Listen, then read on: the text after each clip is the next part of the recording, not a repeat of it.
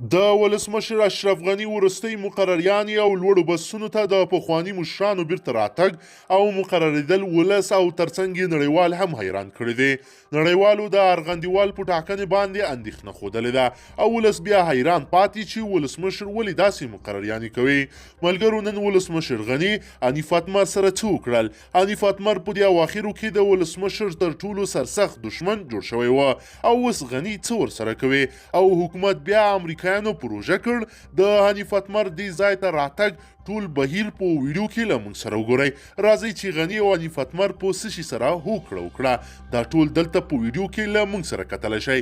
درنو لیدونکو، السلام علیکم، وخت مو په خیر. د افغانستان د ولسمشر محمد اشرف غني په فرمان محمد حنیف اتمر د بهرنیو چارو سرپرست او نومان وزیر په توګه ټاکل شوی ده. د ولسمشرۍ ماڼۍ لخوا په خپور شوي فرمان کې راغلي د افغانستان د اسلامي جمهوریت جمهور رئیس محمد اشرف غني د جمهوریت ریاست عالی مقام د دوه جلا حکمونو پر اساس محمد حنیف اتمر د بهرنیو چارو وزارت سرپرست او نومان وزیر په توګه وټاکه. له دې وروسته به ښاغلی اتمر د قانون په اساس د باور رای واخیستو لپاره ولسي جرګې ته معرفي کیږي. ښاغلی اتمر له دې وړاندې د ولسمشر غني په لومړۍ دوره کې د ملي امنیت سلاکار په توګه دنده کړې. له هغې وړاندې نوموړي د کلیو پراختیا پوهنې کورنیو چارو وزارتونو مشري هم کړې ده.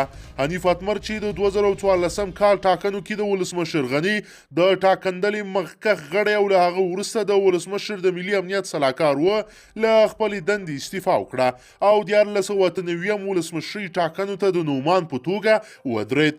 ټاکنو ته نږدې ښاغلی اتمر چې وړاندې خپل کمپاینونه ځنډولي وه د افغان ولسمشرۍ ټاکنو له سیالي د وتلو اعلان وکړ.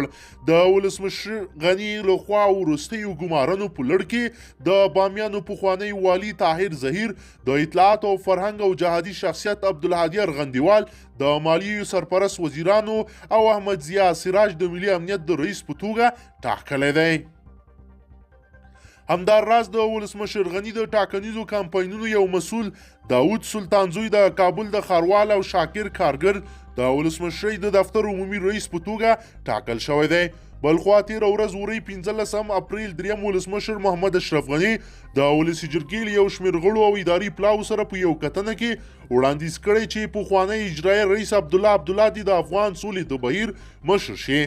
ولسمشر غني دا وړاندیز د ولسي جرګې له یو شمېر غړو سره په سلام خانۍ ماڼۍ کې په یوه کتنه کې کړې ده. ښاغلی غني په خپلو خبرو کې پر پخواني اجرایي رئیس عبدالله غږ کړی چې د سولې عالي شورا مشري او مدیریت دې پر غاړه واخلي او دا یې له اوسني بحرانه د وتلو لار بللې ده. د دې په غبرګون کې د عبدالله ویان امین مسیم BBC ته ویلي که دا ستونزه حل نشي موږ به د ټول شموله حکومت په چوکاټ کې خپلې چارې پر مخ بیایو او ژر به کابینه اعلان کړو. د ولسي جرګې لخوا د منځګړیتوب پلاوي سره په لیدنه کې ښاغلي غني ویلي چې د قانون په چوکاټ کې سیاسي جوړجاړی ته لیواله دی خو د په وینا د سره حکومت ورته د منلو وړ نه دی.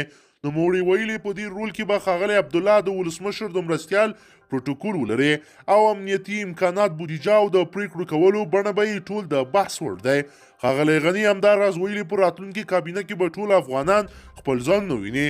د اهلیت او کفایت له مخې به د هیواد مطرح او علمي شخصیتونو ته د خدمت زمینه برابره شي. قدرمنو لیدونکو، که چیرې غواړئ چې ورته تازه او مهمو پیښو څخه ځان ډیر ژر او په لنډو کې خبر کړئ، زموږ چینل سره سبسکرایب کړئ او ویډیو د سره حتما لایک کړئ. تر بل ویډیو مو په لوی رب سپارمه.